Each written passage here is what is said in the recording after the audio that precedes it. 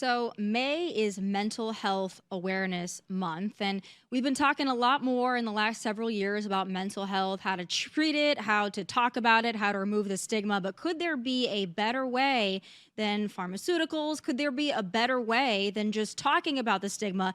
Is there a way we can actually help people? Is there something innovative, something outside of the box, something rather unconventional that could possibly fill that gap? Well, that's why I'm so excited to talk to Cybin Chief Executive Officer Doug Drysdale, who has very intriguing research and really a mentality that's a complete shift when it comes to mental health, and that's psychedelics. Tell me more. Hey, Tomi, thanks for having me on today. Yes, you're right. For the last 40 years or so, we've just been treating the symptoms of depression. There's no cure for depression. People take their antidepressants every day, sometimes for years at a time.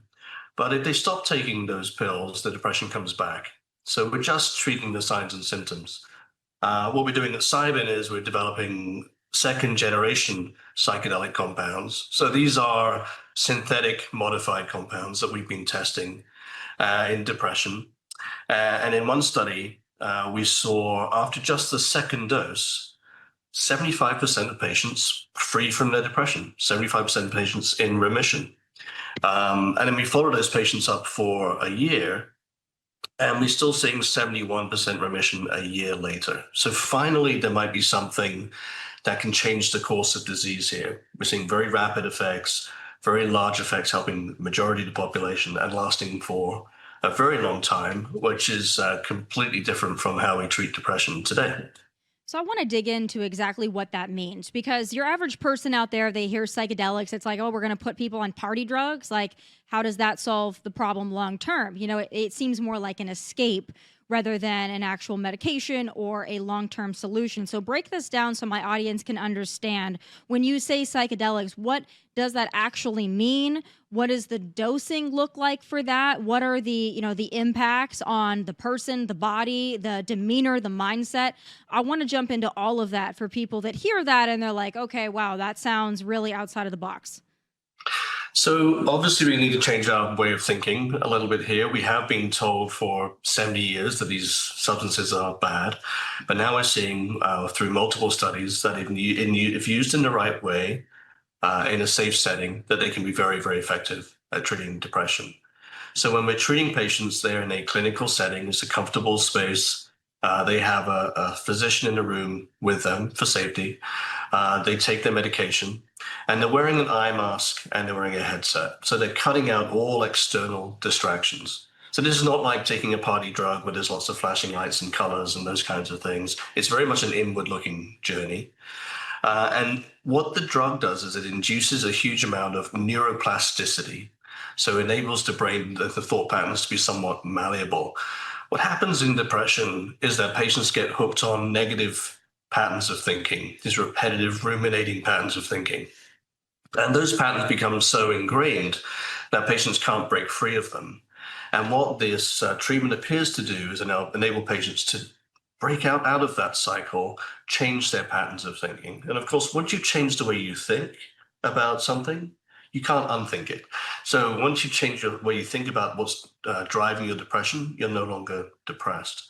That's the theory behind it, and we're seeing obviously quite incredible results. So when you say that and you describe the process, there are a couple of things that are talked about kind of in pop culture. Ketamine comes to mind. Is this like a ketamine treatment? Is that what you're talking about? Ketamine is used in a somewhat similar way. It has a different mechanism of action, but it does also induce neuroplasticity. But this neuroplasticity is short acting. What we see with ketamine treatments, there's one approved nasal spray right now, is that patients get benefits for a week or two. So they're coming back every 2 weeks, say for treatment, so 26 treatments a year. So I think that's a good kind of proof of concept that these kinds of neuroplastic molecules can help patients with depression. But what we're seeing is 70-odd% of patients still free from their depression a year after the second dose. So these treatments, these synthetic treatments that we've been developing have much more longer acting durable effects than ketamine, it appears. Okay. Very interesting. And then the other thing that, it kind of brings to mind is there are people that go to like Costa Rica or whatever, and they go on the ayahuasca trips, and, they have visions, and, it helps them discover their inner self or whatever, like Aaron Rodgers, kind of notorious for that, and others, especially celebrities that like to indulge in that. And, is that similar? Is that, similar? Obviously, you're talking about maybe a different actual drug, but is that a kind of a similar experience that people can at least wrap their mind around what you might be talking about? Some of those experiences are perhaps a little less clinical and a bit more spiritual. Okay. Uh, but we've seen some people have very positive effects from those. I think that the issue with that situation is that it's kind of reserved for the rich and wealthy. Not everyone can afford to fly off to Costa Rica and have a treatment. And our hope is for the 40 million people in the US that take antidepressants, that we can have something approved by the FDA that's prescribed by their doctor that they trust, and is reimbursed by their insurance company. So we think what we're trying to do is open up access to as many patients as possible. Can you abuse the kind of psychedelics that you're talking about? It's very difficult to do. They kind of have an off switch in a way, in that once you reach that psychedelic state, the receptors in the brain that are needed for the drug to attach to all internalize inside the neuron, inside the brain cell. So if you were to give more, it wouldn't have any effect.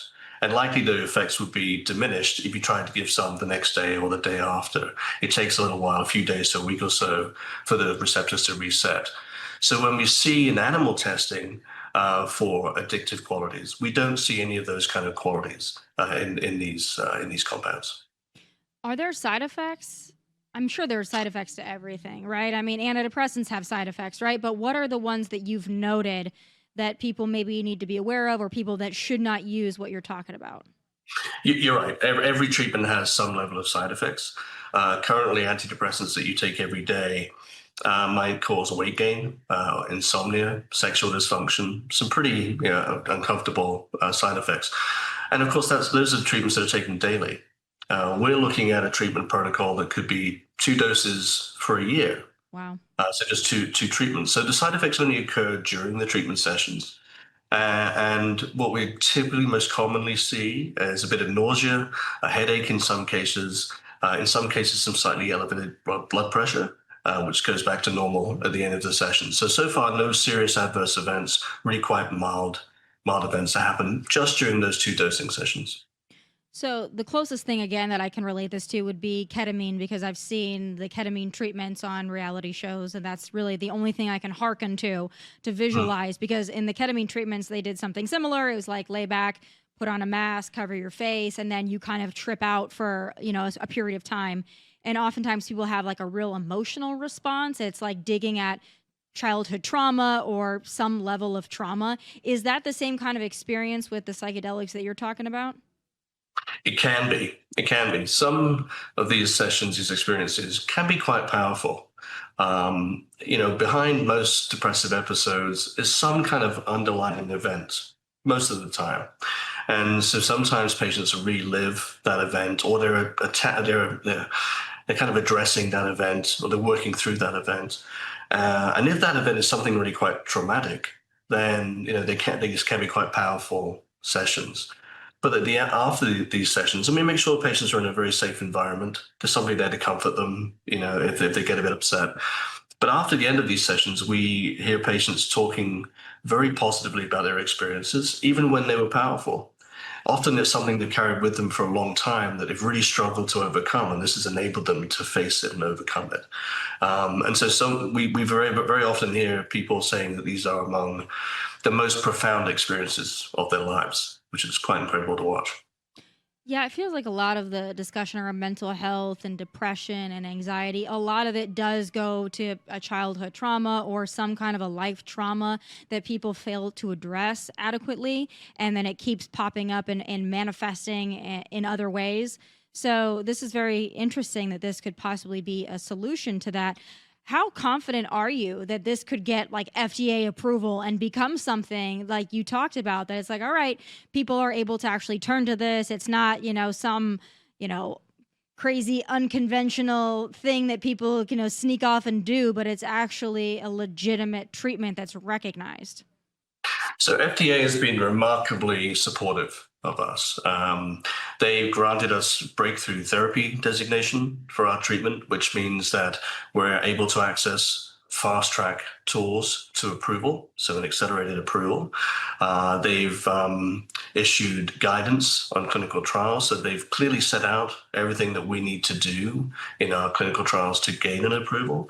And this the status that they've granted us also provides consultation with the FDA. So rather than speculatively running our trials, we're doing it in conjunction with FDA's guidance on how to design them and how to run them. And in addition to that, this really positive engagement, we've seen the head of HHS, RFK Jr., we've seen the FDA Commissioner, Marty McCarry, recently both come out publicly in support of psychedelic compounds as treatments for mental health. So I think the backdrop here is really encouraging, and I think it's a very positive environment right now for psychedelic drug development.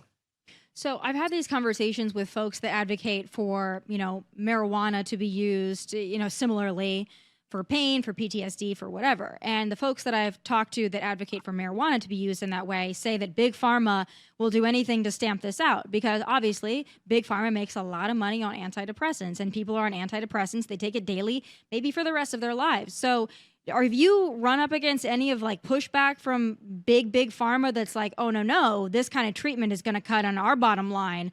I would assume that that's probably going to happen if it's not happened already. I think quite the opposite, actually. So if you think about cannabinoids, big pharma was investigating cannabinoids for decades. And then they didn't manage to bring anything to market. It was quite difficult research. What we have here with psychedelics are individual compounds rather than collections of compounds, which is what happens with cannabinoids. So they're easier to understand, they're easier to investigate. And I would say when I look at the range of treatment options that are available for psychiatric disorders, almost all of them are generic or they're off patent, which means that the big pharma companies aren't making money on those right now. So they've got no reason to fight. In fact, if anything, this could be the biggest breakthrough in psychiatric pharmacology in 40 years. It could be something that they couldn't possibly afford to miss out on. So I think the opposite is most likely. I think we'll see a ton of interest from big pharma as we start to deliver bigger data sets. Yeah, that also kind of leads me back to the whole thing of what's the catch here? So I would imagine that if somebody who's struggling with anxiety or depression or mental health issues, I imagine if they do these sessions, they're like, wow, I feel so much better. Is this something that you mentioned twice a year? Is this something that you'd have to do twice a year for basically the rest of your life? And if you stop doing it, does the depression and all the other issues come back? Yeah, that's a good question. And part of our phase 3 program that we're in right now is designed to address those kinds of questions. How frequently do patients need to take these? How long do they work for on average before patients relapse? Nothing is a panacea. Nothing works for everyone. So while we have tremendous results so far, impacting 75% of people, clearly 25% of people this doesn't work for. And while we have some patients that may have benefit for a year, we've seen others have benefits for 2 years so far in another trial. But others, it might last for 6 months or 8 months. So everyone's different. Our receptor profiles in our brains are different. Our depression is different. So far, we're seeing great results in these early studies. And these larger studies that we're running now will help us understand a bit more what that dosing frequency might look like. Is this kind of treatment just for people with anxiety, depression, mental health issues, or could somebody who maybe doesn't, clinically or medically suffer from those things, could they benefit from this? Or I guess, would there be, a negative side effect? I don't suffer from anxiety or depression, right? But it sounds like, wow, this could be a way to just improve your mental health, even if you don't necessarily struggle deeply with mental health. Is it something for everybody, or is it just people that have been diagnosed with some of these more serious mental problems? I mean, clearly these naturally occurring substances, the original substances, before we modified them, have been around in nature forever, for millennia. And so indigenous cultures and Western cultures have all turned to these substances for various reasons, whether that's spiritual, whether it's for wellness. So there's certainly an element of that. out there. And that's kind of the background that we're leveraging, that understanding and that science we're now leveraging to turn them into medications. So these will be medications for people that have a mental health diagnosis. So far, we're studying depression and anxiety disorders. So there's about 40 million people in the US. There's evidence that these treatments might work in PTSD. They Mm. might work in alcohol use disorder, opioid use potentially, bipolar depression, cluster headache, migraines, neuropathic pain. So we're just at the tip of the spear here. We're just sort of opening the window to our knowledge in a very robust way, in a way that it hasn't been studied in the past. But I think there may be a number of different disease states or conditions that could be helped by these in the future. So just so that I can kind of go back to where we started from and really try to understand, from the little that I know about antidepressants, they change the chemical balance in the brain, they help level it off for people. So you're saying that these psychedelics, which are a synthetic of a natural, a natural item, they just alter the way that the brain works. They unlock something in the brain. Like, what is going on, in layman's terms? Because Yeah. most of my audience is not going to know if you start talking about different neurons and things like that's over our heads, quite literally. But what does it do in layman's terms, and how is it different from what an antidepressant does? So antidepressants have been based on this, you're right, this chemical imbalance theory. And we now think that that chemical imbalance is a symptom, not a cause of depression. And we think that the cause of depression is an issue of brain circuitry, brain connections. And I mentioned earlier that these treatments induce a huge amount of neuroplasticity. And neuroplasticity just means new networks and connections being formed in the brain. So perhaps this forming of new networks is what's enabling the patient to fix their depression themselves. Okay.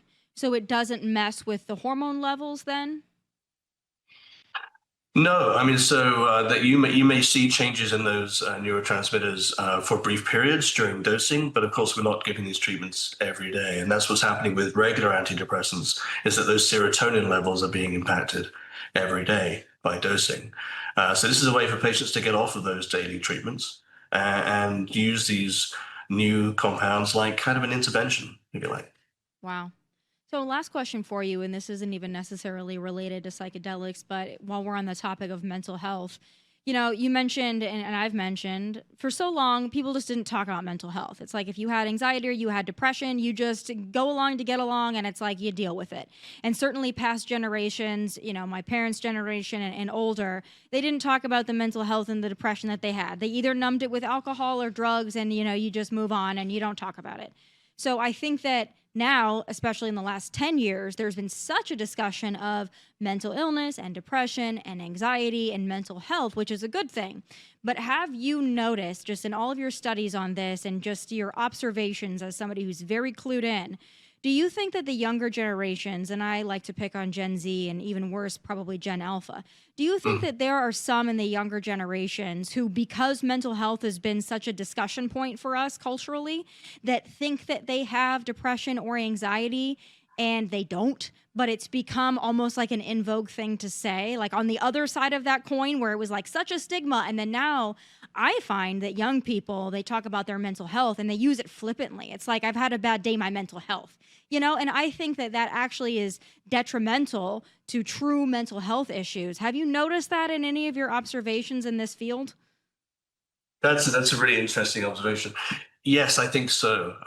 And you're right. I think that sometimes the term mental health or the term anxiety is thrown around. Oh, it's my anxiety. But of course, there's a difference between regular everyday anxiety that we get because perhaps we're nervous to go up on stage and speak or something like that. There's a difference between that and chronic daily anxiety that impacts people's ability to function day to day. And it's those patients that have a diagnosis that we're looking to treat. It may be that some people that have anxiety from time to time might become worse and develop a more chronic version of it. But we're not looking to deal with someone's nervousness about speaking on stage. This is about treating long-term chronic anxiety and depression. Yeah. For people who've had those in their family who've suffered from depression, I certainly have.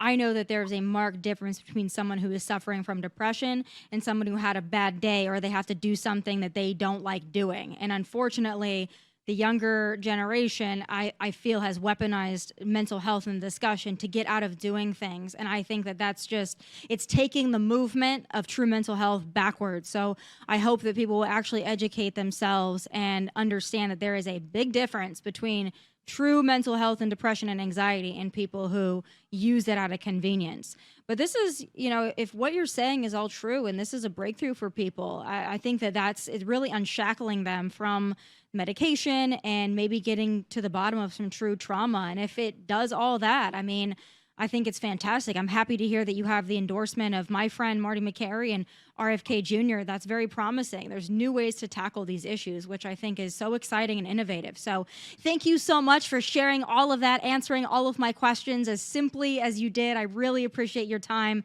And thanks for everything that you're doing. Where can people go to check out these treatments and possibly, figure out if they're right for them? Yeah, thanks for having me on again today, Tomi. The best place to go for information about our work is a website at cybin.com. That's cybin.com. Awesome. Thank you so much for all of that information. I really appreciate it. Have a wonderful rest of your day. Thanks, Tomi. All right, folks, I'm glad that you indulged in the mental health episode. There's more ways to treat things than just one way. So let's be innovative. And I love the discussion. I hope you learned a lot. I certainly did. Make sure you catch full episodes of the show on Outkick and Fox Nation. Also, you can always like and subscribe and comment on the YouTube channel at Tomi Lahren is Fearless from Nashville. God bless and take care. Hey, thanks for watching. If you want more of my hottest takes, must-see conversations, and of course, my final thoughts, click here and make sure you subscribe here so you never miss a beat. I'll be here every weekday, and I hope you'll join me.